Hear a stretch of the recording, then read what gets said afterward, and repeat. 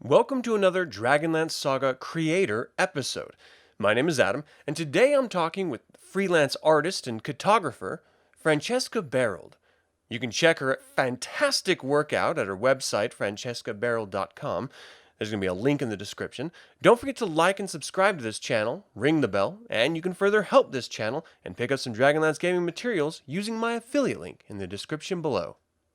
Due to the fact that Francesca's incredibly busy, I was only able to secure a text interview via email.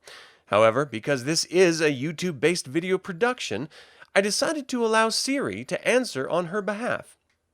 Francesca Baerald is Italian, but Siri doesn't have an Italian accented option, so I opted for American.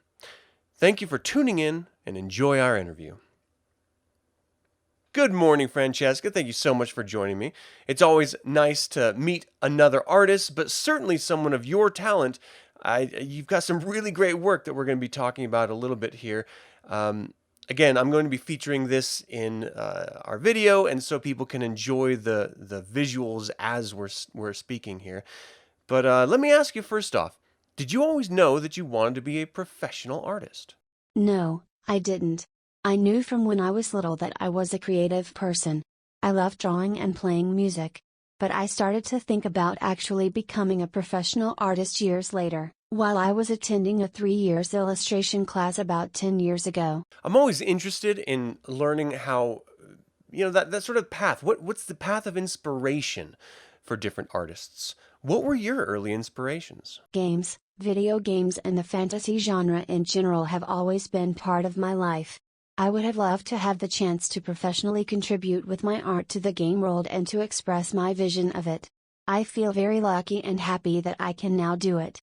Oh, I can imagine. That would be thrilling. I mean, just the idea alone of being able to contribute to those IPs that you genuinely love would be truly stunning. I remember early on, I would have loved to have done some publishing if it was in the cards for me, doing some of the design work or some of the artwork actually for Dragonlance. I thought that would have been fantastic. And not just that, I mean a bunch of other stuff too. But let me ask you, when did you get your first sort of break into professional art or cartography scenes? What was your first professional job? My first professional commissions came from private clients and Italian game companies. But I think that the first big commission that really gave my works some visibility was the one for Fantasy Flight Games. After that came Square Enix and Games Workshop. And the work that you've done for them is truly beautiful. Can you walk us through your process as a cartographer specifically? Like, what's the steps you go through to complete a map? Once I receive the client's art brief, I start doing some research on the setting. I gather as much info as possible, then try to visualize the composition of the map through a sketch. I try my best to dive into the world I'm creating and to make it really authentic, imagining how a character from that world would have created the map. When I feel that my sketch is balanced enough, I move on to a slightly more detailed drawing. After making the necessary adjustments based on the client's feedback, I prepare a detailed drawing, and when this is approved I start inking the map. I usually prefer to ink before coloring the map so that I can have a clear fix of the drawing lines on the board. Once the map is inked, I move on with colors. I don't do many color tests. I try to make the colors flow on the map as naturally as possible, welcoming and adapting if some accidents occur. When the map is complete, I digitally scan it at high resolution and slightly balance colors if necessary.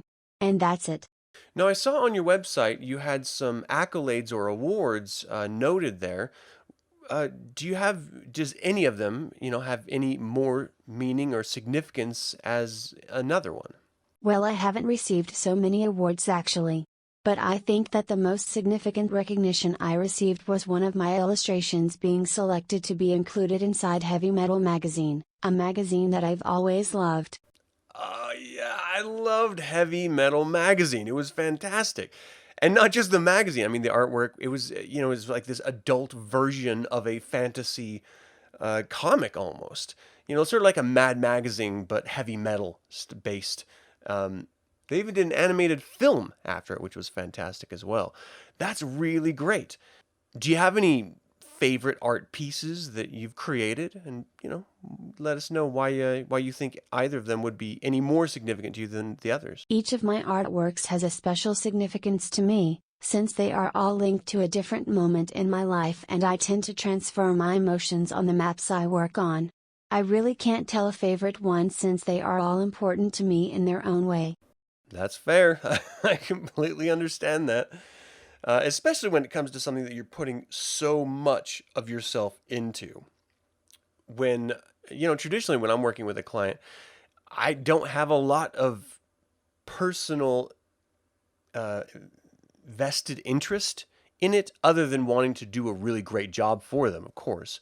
But really, I'm speaking to them and their brand. And I think when you're talking about fine art or you're talking about illustration or maybe cartography specifically in this case as well, because of the sheer amount of time it takes compared to digital design, for example, what I do, I think it just requires more of the artist and certainly more hours on average, I would imagine.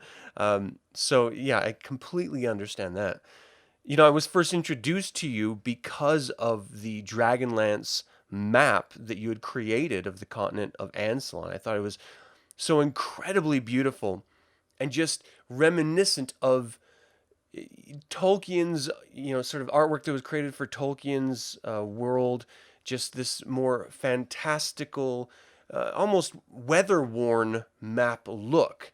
It was so strikingly different than anything I'd ever seen come out of Dragonlance before. I was just forced to come and contact you. So let me ask you, from the Dragonlance side of things, are you familiar with the novels or the RPG world? If so, what do you think of it? I know the Dragonlance novels from my youth. It is a world that has always fascinated me. And since it has a special place in my heart, I always wanted to represent it through my art. I'm really happy to have had the chance to do it recently. It's a world so rich that deserves to be explored in infinite ways, by reading the books or playing the RPG and so on. I'm really looking forward to seeing what this setting will offer us in the near future with the new trilogy. I am too. And here's the problem with that, though, is that we've heard, and even I have touted it off because it's what I heard as well. We've heard so much about it being released this year, but the authors themselves don't think that that's a reality. So may not be a near future with the new trilogy, but certainly in the future, if Wizards of the Coast or Hasbro, I don't know, gets off their tuchus and gets it in printing and everything, it can work out really well. And fingers crossed for that. I'm really looking forward to it. But what about some of the source materials you use? Because there are some really great maps that have been created for publishing and material release in the Dragonlance campaign. What did you use as a reference in order to create the map that your client asked you to create? I truly enjoyed working with my client to research and look for all the reference material. He's a real fan and expert, so he was a fantastic source of information. He had a pretty clear idea of the key elements he'd liked me to represent, but he also gave me a lot of freedom to express my view of Ansalon. I used various old maps as reference and confronted them to make sure I didn't forget any important locations. When my memories of the Dragonlance Saga weren't so clear, I researched online and also went looking for my old books, comics and artworks in my library. That's fantastic. Yeah. All right. Are you taking any commissions right now? At the moment, my work agenda is quite full for this year. However, I'm always happy to hear about possible new and exciting projects. That is a good problem to have, I would say. I really appreciate you coming on and just sitting down for a little bit with me and having a conversation about your work and your history.